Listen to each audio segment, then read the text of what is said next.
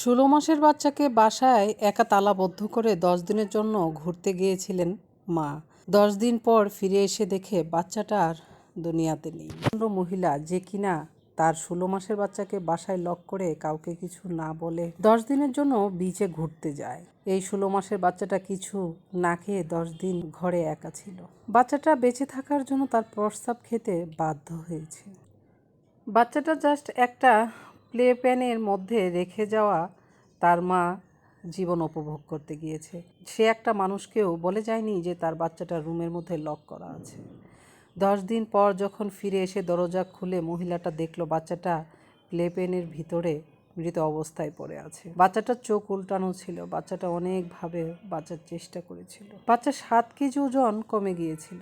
মহিলাটা বুঝতে পারে তার বাচ্চা আর নেই। তখন সে ইমার্জেন্সি কল দেওয়ার আগে মহিলা তার বাচ্চার ড্রেস চেঞ্জ করে দেয়।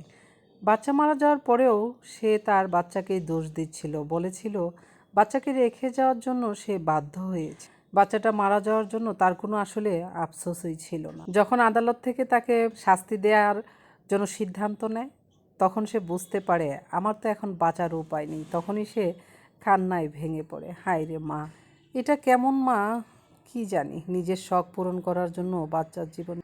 আমরা মায়েরা যারা কিনা ১ ঘন্টার জন্য বাচ্চাকে কোথাও রেখে যেতে পারি না, নানান টেনশন মনের ভেতরে।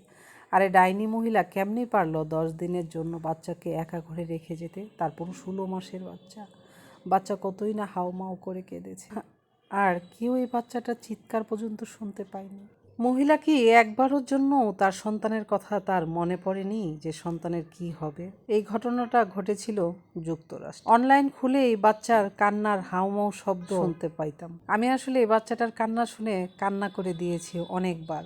আসলে আমরা মা, কিন্তু জানি না এই মা কিভাবে পারলো এই কাজটা করতে। নিজের শখ পূরণ করার জন্য যে মহিলা সন্তানের জীবন কেড়ে নিতে পারে। চিকিৎসকরা জানান এই অপুষ্টি এবং পানি শূন্যতার কারণে বাচ্চা মারা গেছে। আল্লাহ এসব মায়েদেরকে হেদায়েত দান করুক। এছাড়া আসলে কিছুই চাওয়ার নাই। এমন ঘটনা যেন আসলে মা না করে তার সন্তানের জন্য, কারণ সন্তানের একমাত্র নিরাপদ আশ্রয় হচ্ছে তার মা। কিভাবে পারে একজন মা এরকম করতে?